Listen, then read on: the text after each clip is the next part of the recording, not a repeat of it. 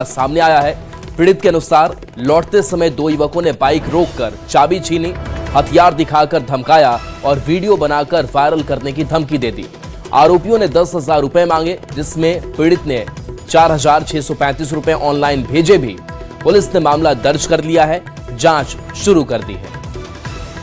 अब देखिए, इस घटना के बाद सवाल भी कई हैं और ऐसे में सवाल ये कि पर्यटन स्थल पर सुरक्षा के लिए जिम्मेदार कौन है और ऐसी घटनाएं हो रही हैं।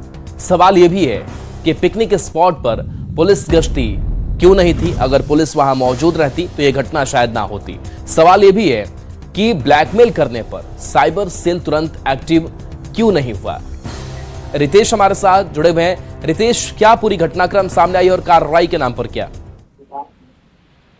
जी, बता दें कि कल बीते कल तो दो नाबालिग वृंदा वाटरफॉल घूमने के लिए गए थे, जहां पर कुछ मंचलों ने उन्हें अपने गिरफ्त में ले लिया और उनसे लगातार छेड़खानी की और बाजबरन संबंध बनाने की बात कही जा रही है। वहीं उस पूरे मामले का वीडियो भी बनाया गया, जिसे वायरल करने की धमकी दी गई, जिसके बाद नाबालिगों के द्वारा 4600 कुछ रुपए दिए जाते हैं और किसी प्रकार से चंगुल से बाहर निकलने के बाद पूरा मामला तिलैया थाना पहुंचता है।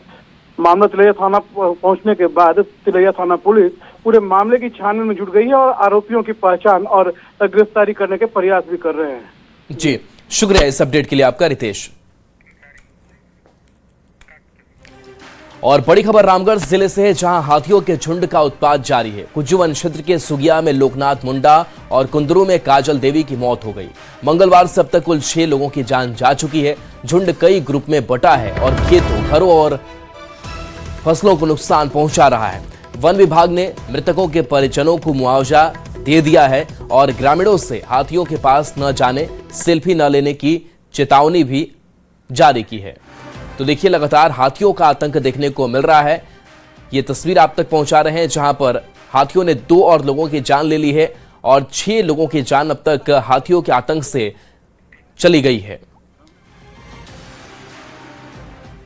में धान खा गया 25-30 बोरा। राते में हम लोग तो रात भर छत के ऊपर में थे। आलू भी खा गया है? आलू भी खाया है। कहाँ कहाँ नुकसान पहुँचा है? कैथा गोबरदरा में 25-30 बोरा खलिहान में रखा हुआ था। रात में 12:30 बजे हमको फोन आया। और कुंदरू में एक मजदूर को मार दिया। कुंदरू में भी मार दिया। रामगढ़ जिले में हाथियों का उत्पात लगातार जारी है। अब तक की हम बात करें तो मंगलवार से आज तक कुल 6 लोगों की जान हाथियों ने पटक कर ले ली है। आज सुबह रामगढ़ वन क्षेत्र के कुंदरू में ईंट भट्टे में काम करने वाली बिहार के रहने वाली काजल देवी की हाथियों ने कुचल कर मार डाला, जबकि कुज्जू वन क्षेत्र के सुगिया में लोकनाथ मुंडा 40 वर्ग की भी हाथियों ने पटक कर जान ले ली है। इससे पहले की बात करें तो मंगलवार को कुज्जू वन क्षेत्र के आरा 4 नंबर के पास कुल 4 लोगों की, जिसमें 2 महिला 2 पुरुष शामिल थे, कि हाथियों ने जान ले ली थी। हाथियों का आतंक लगातार जारी है। बताया गया कि अभी भी हाथी कुज्जू वन क्षेत्र के सिरका जंगल, तोपा जंगल, सारूबेड़ा और रामगढ़ वन क्षेत्र के ऊपर बेड़वा और रामगढ़ टाउन हॉल के पीछे के जंगलों मौजूद है। रात्रि में लोधवा में हाथियों ने आलू के खेतों को पूरे तरीके से बर्बाद कर दिया, जबकि 2 घरों को यहां पर नुकसान पहुंचाया है। रामगढ़ वन प्रमंडल के विभिन्न क्षेत्रों में हाथियों का उत्पात जारी है। ये हाथी कुल 42 की संख्या में है, जो विभिन्न ग्रुप में बट करके लगातार उत्पात मचा रहे हैं। ऐसे में रामगढ़ वन प्रमंडल के लोग दहशत में रहने को मजबूर हो रहे हैं। जावेद खान, न्यूज़ 18 रामगढ़। बड़ी खबर बोकारो से है, जहां जिले के दामोदर नदी से बालू का अवैध कारोबार जोर शोर से चल रहा है। चास मुफस्सिल और महुदा थाना क्षेत्र में ट्रैक्टर नदी में उतारकर बालू निकाला जा रहा है। पुलिस और खनन विभाग के बावजूद कारोबारियों पर कोई असर नहीं पड़ रहा है। तस्वीरों में भी साफ देख सकते हैं कि अवैध खनन खुलेआम हो रहा है। तो ये तस्वीर देखिए, जहां पर ट्रैक्टर लगा हुआ है और यहां से बालू का उठाव हो रहा है। बालू के अवैध खनन और बालू के अवैध कारोबार को लेकर लगातार जो खबरें हैं सुर्खियां बनती है, लेकिन हम दामोदर नदी के पास खड़े हैं और आपको आज हम 2 जिलों की तस्वीर दिखाना चाहते हैं। हम खड़े हैं बोकारो जिले के चास मुफस्सिल थाना क्षेत्र में और सामने हम तस्वीर दिखाना चाहते हैं कि यह धनबाद जिला है आप देख सकते हैं कि उस पार धनबाद जिला है और इस पर जो है बोकारो जिला है। आप देख सकते हैं कि किस प्रकार से जो बालू का जो अवैध खेल वो चल रहा है। दोनों जिले के जो लोग हैं वो बालू तस्करी में पूरी तरह से लगे हुए हैं। जब खबरें चलती हैं तो कहा जाता है कि बालू की तस्करी नहीं हो रही है, लेकिन तस्वीरें जो है कभी झूठ नहीं बोलती हैं।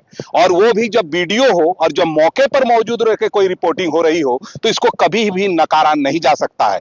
हम कह सकते हैं कि बोकारो जिले के चास मुफस्सिल थाना क्षेत्र में अवैध रूप से बालू का कारोबार जो है वो निरंतर चल रहा है। तस्वीरें आप दिखाना चाहते हैं, जहां से दिखा रहे हमारे कैमरामैन, वो बोकारो जिले का जो है चास मुफस्सिल थाना क्षेत्र है। और जैसे ही हम कैमरे को पैन करेंगे आप दिखाएंगे कि ये जो है धनबाद जिले का जो है मोहदा थाना क्षेत्र पड़ेगा। तो हम कह सकते हैं कि जिस प्रकार से बालू का अवैध कारोबार चल रहा है और खुलेआम चल रहा है, तो हम कह सकते हैं कि बिना प्रशासन, खनन विभाग, पुलिस की मिली भगत के बिना यह संभव नहीं है। तो ऐसे में बड़ा सवाल है कि आखिर जो ये क्षेत्र जो है वो धनबाद लोकसभा में पड़ता है और बागमारा का क्षेत्र पड़ता है और इसके विधायक जो हैं वो भाजपा के हैं और इधर कांग्रेस के विधायक है। तो हम क्या कह सकते हैं कि दोनों नेताओं को नजर नहीं आ रहा है, क्योंकि कोई नेता जामताड़ा से जाकर दिखाते हैं कि यहां पर बालू का अवैध खनन हो रहा है, तो आखिर अपने पार्टी के लोग भी क्या कर रहे हैं? बड़ा सवाल है। क्या बिना मिली भगत के यह संभव है? यह बड़ा सवाल है। और हमने तस्वीर इसलिए दिखाई है कि आप देख सकते हैं कि जो अवैध का बालू कारोबार है वो निरंतर जो है धड़ल्ले से चल रहा है और प्रशासन जो है पूरी तरह से मौन है। जनता को अधिक रेट पे बालू खरीदना पड़ रहा है। मृत्युंजय कुमार, न्यूज 18, बोकारो। सरायकेला के चांडिल थाना क्षेत्र के गौरी घाट में अवैध बालू उठाव जारी है। बालू माफिया ने शमशान घाट को स्टॉक यार्ड में बदल दिया है। स्थानीय लोगों ने विरोध प्रदर्शन कर शमशान घाट बचाने की मांग की है। आरोप है कि प्रतिदिन ट्रैक्टर और हाईवा से बालू उठाकर ऊंचे दामों पर बेचा जा रहा है, जिससे पर्यावरण और राजस्व को नुकसान हो रहा है। प्रशासन पर कार्रवाई न करने का आरोप है। मामला सर यही है कि यहाँ पर अवैध रूप से सर जो बालू का खनन तो देख ही रहे, उसके द्वारा अवैध रूप से बालू खनन हो रहा है और शमशान घाट को कब्जा किया जा रहा है। जबरन कब्जा ही मान के चलिए कि हम लोग जो शमशान घाट है, पुश्तैनी शमशान घाट है, उस पे लोग बालू डंपिंग कर दे रहे हैं, पत्थर डंपिंग कर दे रहे हैं, बालू चालन कर रहे हैं वहाँ पर, और यहाँ से लोग बिक्री करते हैं।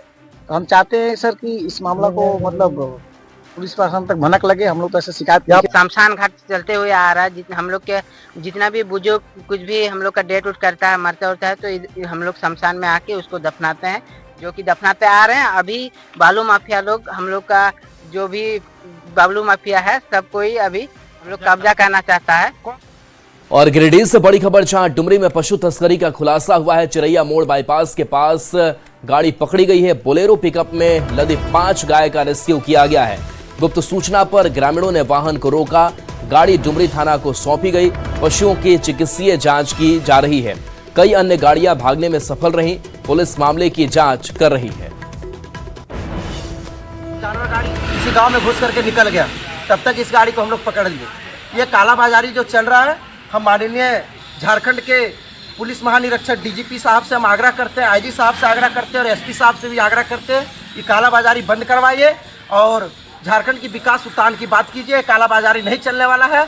हम लोग एक बात ये भी है कि जिस तरह का इस तरह से चल रहा है, आए दिन कभी बालू गाड़ी पकड़ा रहा है, कभी मछली गाड़ी पकड़ा रहा है, कभी जानवर गाड़ी पकड़ा रहा है। इस तरह से कहीं ना कहीं प्रशासन का मान सम्मान में भी ठेस पहुंच रहा है और कहीं ना कहीं ये मिली भगत का भी काम है।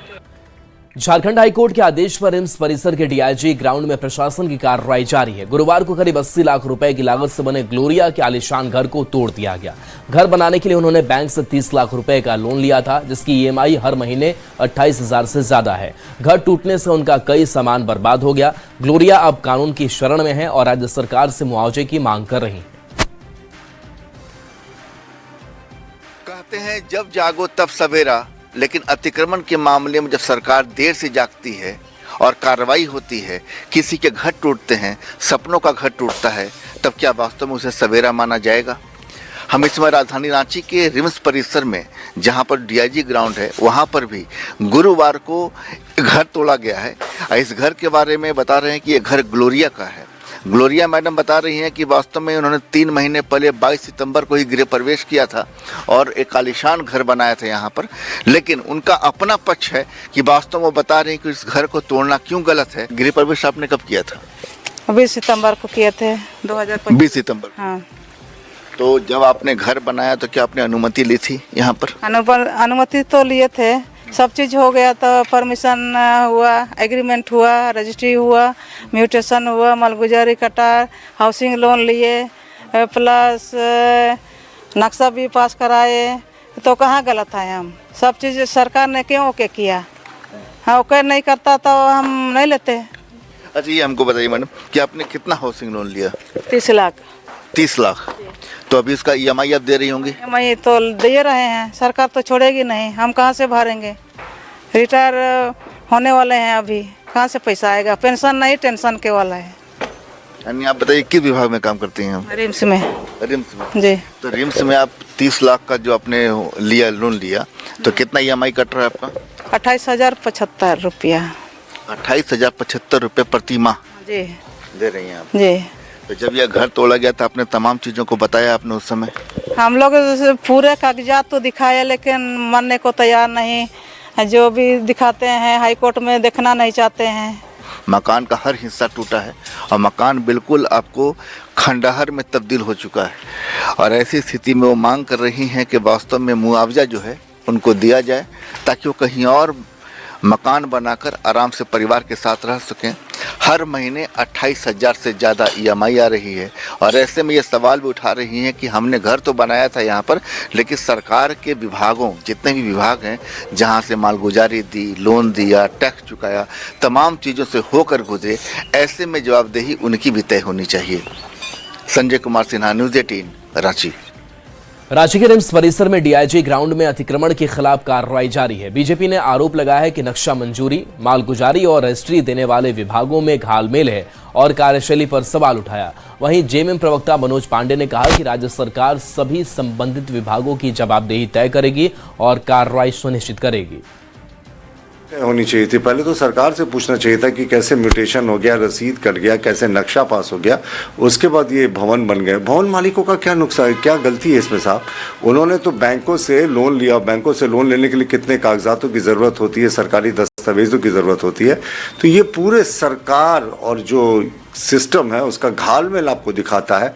भवन मालिकों की और जो अपार्टमेंट जिन्होंने खरीदा उनकी कोई गलती नहीं। कि इस तरह की कार्रवाई सरकार के स्तर पर होती है, हम लोगों को भी तकलीफ लगता है, दुख होता है, परंतु अदालत का आदेश, कोर्ट का आदेश और कोर्ट के आदेश का अनुपालन सरकार को करना है, कर्तव्य है सरकार का।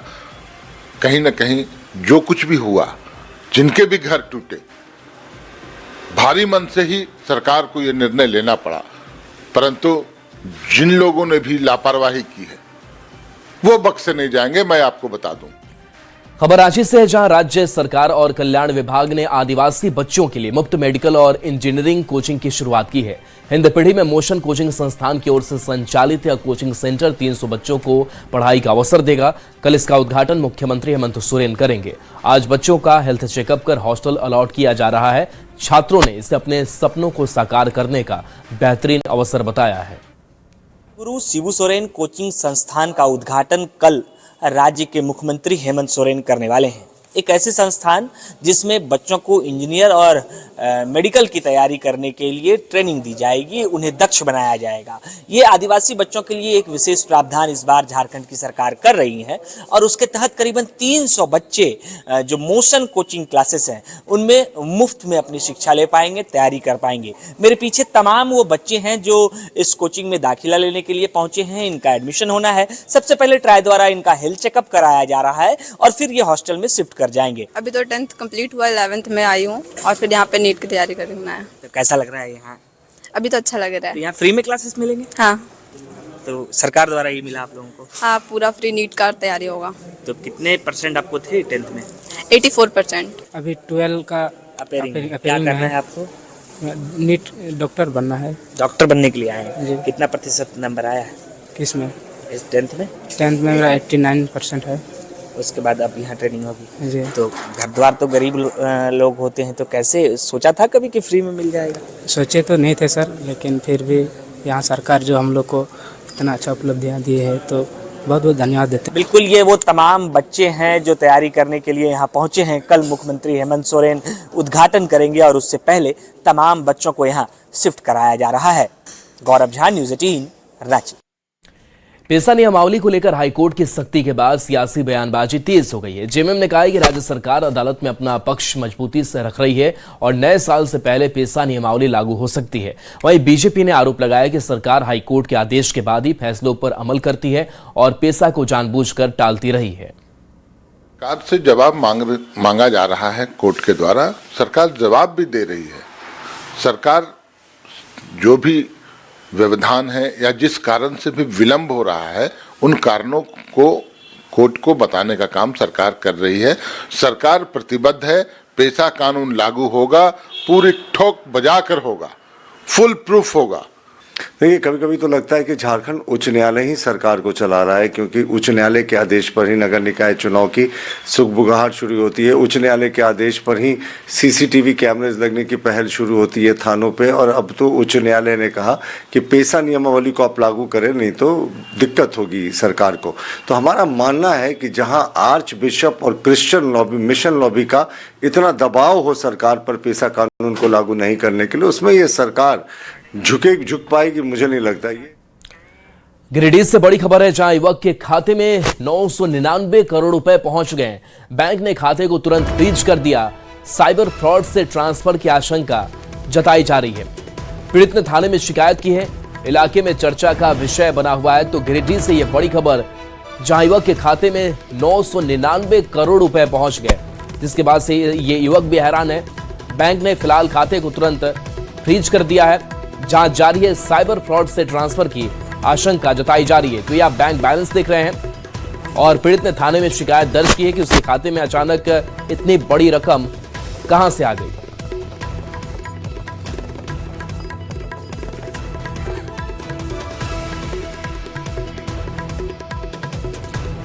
तो देखिए, ये आपको तस्वीर दिखा रहे हैं। एजाज अहमद हमारे साथ न्यूज़ 18 संवाददाता जुड़ गए हैं। एजाज से ये शख्स भी परेशान होगा कि आखिर इतनी बड़ी रकम आई कहां से। जांच अब तक क्या हो पाई है, क्या मालूम पड़ रहा है?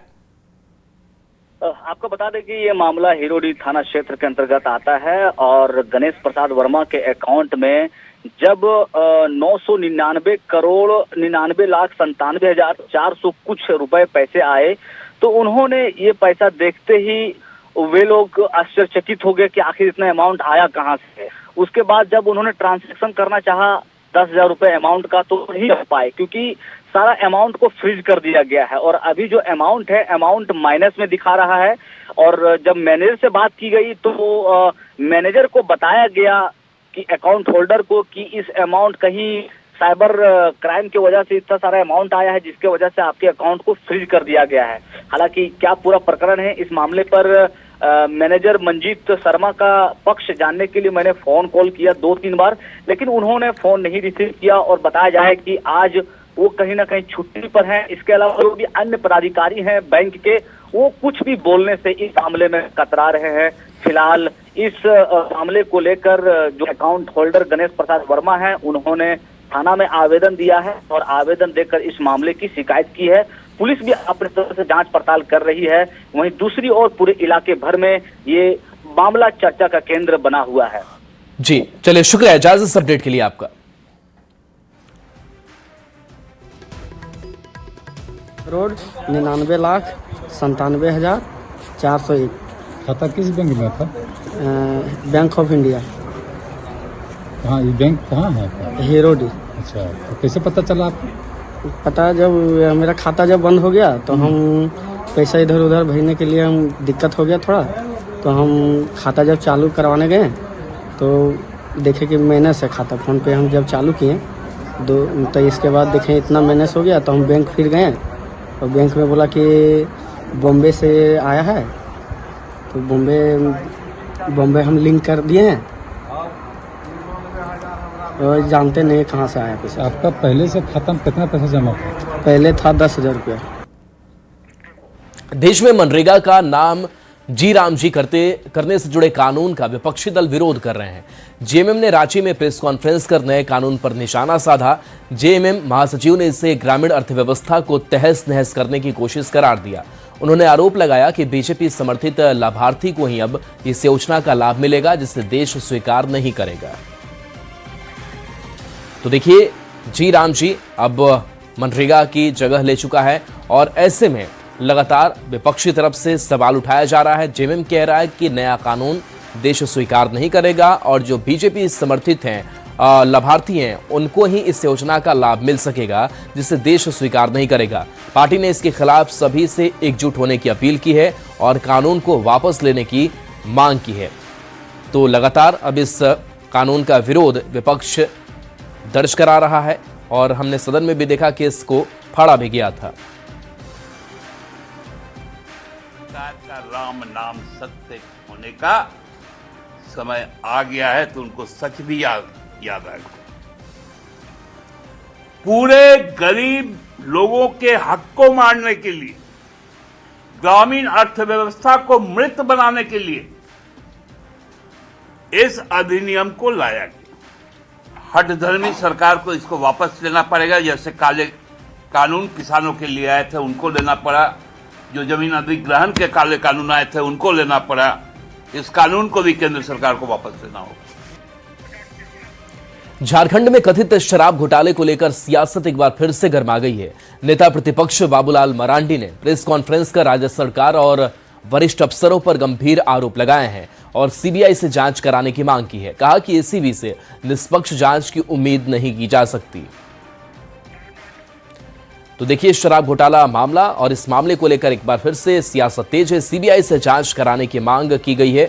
शराब घोटाले को लेकर के बयानबाजी तेज है और कहा जा रहा है कि चूंकि ये जांच प्रभावित हो सकती है और ऐसे में ये जांच सीबीआई करे, राज्य सरकार को लेकर के ये आरोप।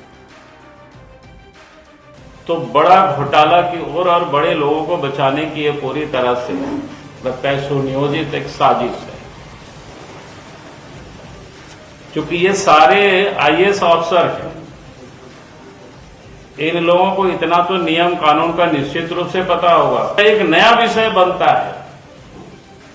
अगर उस समय विनय कुमार चौबे ने इन अफसरों के ऊपर दबाव डाल रहा था तो इन सारे अफसरों ने क्या किया?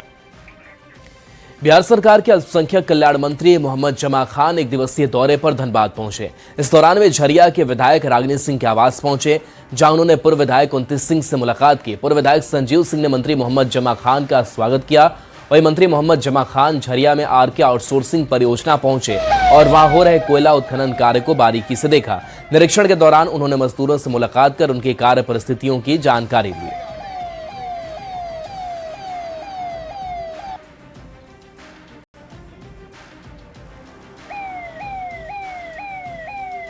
समस्याएं हैं जो मैं भी जानता हूं, लेकिन उसको लेकर हम जरूरत होगा तो बैठकर वहां केंद्र में ही बात करेंगे, जिससे कि और भी फायदा हो और जो आधुनिक जो भी यहाँ जरूरत होगी उसको पूरा करेंगे। उसके लिए निश्चित तौर पर चल के मैं दिल्ली में बात करूँगा। सेफ्टी, उनका टाइम से ड्यूटी और भी सभी चीज़ों पर विशेष ध्यान है। मैं अभी सभी लोगों से बात कर रहा हूँ, अध्ययन कर रहा हूँ और मिल रहा हूँ, सारी लोगों की समस्या सुन रहा हूँ। इसके बाद सुनने के बाद विशेष रूप से सभी क्षेत्रों में बात होगी। और चलिए एक छोटे से